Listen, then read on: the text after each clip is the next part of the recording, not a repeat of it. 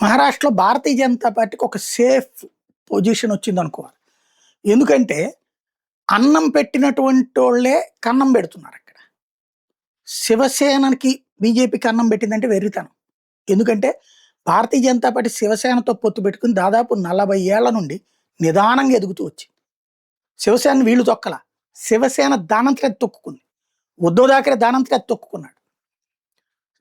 బాలాసాహెబ్ థాకరే ఉన్నంత వరకు బాగానే ఉంది. ఆ తర్వాత నాశనం చేసింది ఉద్ధవ్ థాకరే. అక్కడ బీజేపీ ఏమీ చేయలే.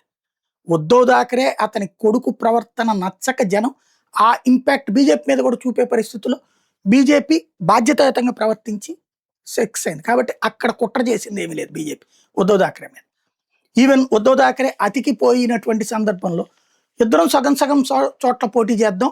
ఆ పోటీ చేసినటువంటి చోట ఎందుకంటే ఉద్ధవ్ థాకరే కూడా విడిగా వెళ్ళింది. విడిగా వెళ్ళినప్పుడు దాదాపు 120 సీట్లు వచ్చినాయి. అక్కడ పూర్తి మెజార్టీ రాలేదు కాబట్టి ఉద్ధవ్ థాకరేతో మద్దతు తీసుకున్న తర్వాత ప్రభుత్వాన్ని ఏర్పాటు చేసింది. కాబట్టి అక్కడ బలం బీజేపీ ఉద్ధవ్ థాకరే కంటే. ఇద్దరు కలిసి పోటీ చేస్తే అప్పుడు తెలుసుద్ది అన్నాడు. సరే 50-50 చేద్దాం అని చెప్పి సీట్లు తగ్గించుకుని వెళ్ళారు. అక్కడ 57 ఉద్ధవ్ థాకరేకి వచ్చినాయి, 125 బీజేపీకి వచ్చినాయి, 107 అయినా సరే నాకే సీఎం కావాలన్నాడు. అప్పుడు కదా వీళ్ళకి చెడింది. కాబట్టి అక్కడ బీజేపీని తప్పు అంటాం పెద్ద తప్పు. ఇకపోతే అజిత్ పవార్ 3 సార్లు మోసం చేశాడు బీజేపీ. అంతకుముందు వస్తానని చెప్పి మోసం చేశాడు. రెండోసారి వచ్చి మళ్ళీ వెనక్కి వెళ్ళిపోయాడు. ఆయన్ని నమ్మి ఎలక్షన్స్ ప్రమాణ స్వీకారం అయ్యాక 80 గంటలు వెనక్కి పోయి బీజేపీని మోసం చేశాడు. తర్వాత మళ్ళీ ఉద్ధవ్ థాకరే వీళ్ళందరి మధ్యన గొడవలు వచ్చి షిండే బయటకు వచ్చి బీజేపీతో కలిసి ప్రభుత్వం ఏర్పాటు చేస్తున్నాను అనగానే మళ్ళీ అర్జెంటుగా కొంతమంది ఎమ్మెల్యేలను పట్టుకొచ్చి అజిత్ పవార్ వచ్చాడు. సరే ఆయన మళ్ళీ డిప్యూటీ సీఎం ఇచ్చారు ఆయనకి. మరి బాధ్యతగా ఉండాలి కదా. తర్వాత మొన్న ఎన్నికల్లో గెలవడం కూడా జరిగింది కదా. అయినా బాధ్యతగా ఉన్నాడా? మళ్ళీ మొన్న స్థానిక ఎన్నికలకు వచ్చేటప్పటికి శరద్ పవార్తో కలిసి.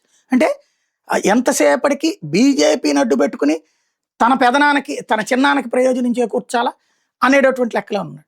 శరద్ పవార్ ప్లేస్లో తను రావాలి, తనకు శరద్ పవార్ కూతురొద్దు అన్నట్టు. అందుకోసం ఇటు బీజేపీకి మోసం చేస్తున్నాడు.